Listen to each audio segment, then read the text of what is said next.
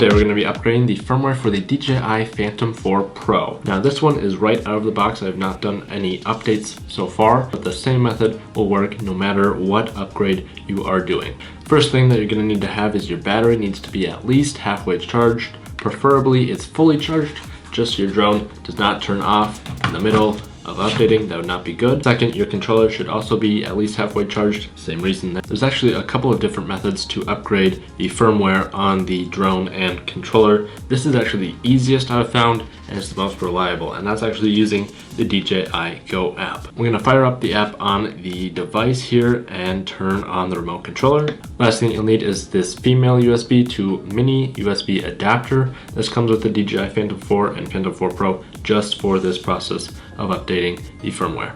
Alright, so we're going to turn on the remote first, then we're going to turn on the drone.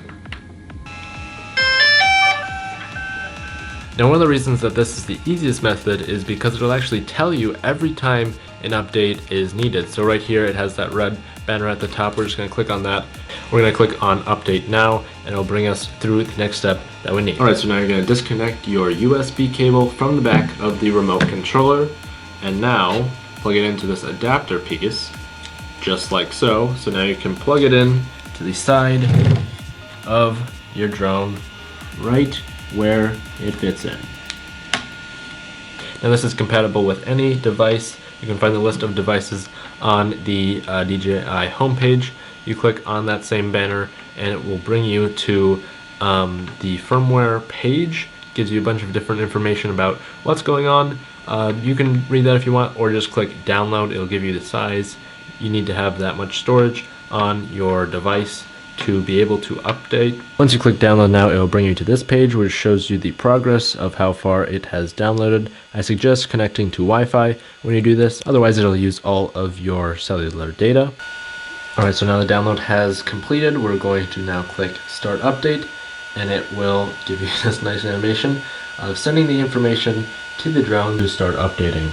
This usually takes between 15 and 20 minutes depending on the size of the update. The drone will turn on and off and do some other interesting things while this happens. That should all be normal. Now we just have to wait for the update to do its thing. If everything is all good, then you should get this message saying that the update is complete. You can click OK to that. Now you should have this green bar at the top saying that the update is complete and you should be ready to fly. So now that we have updated the drone, we're going to move over to the controller. Next, there's one thing that I should add, that is if you have multiple batteries, you can turn the drone off, take that battery out, put in your other battery, or if you have more, just repeat that process, and it'll actually give you that same kind of update thing, and it'll update other batteries, because it does actually matter that all your batteries are up to date with the same firmware as the drone itself.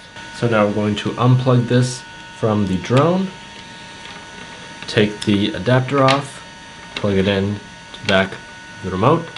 Now right here it actually says when I plugged it into the remote that the update is complete.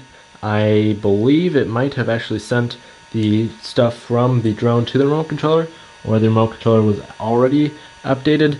But if it isn't, then you'll tap that same banner and update the same way that it does normally. That is the easiest method that I have found for updating the firmware for the DJI Phantom, all the Phantom series. This is the easiest way to do that. If you have any questions, make sure to leave them down below. I'll try to answer as many as I can. Updating the firmware before your first flight is really important, so you are using the most up-to-date information that you can use for your drone. So when you invest in technology that is this great, it's best to always stay up to date with your firmware. Thank you for watching, and as always, don't forget to keep it pro.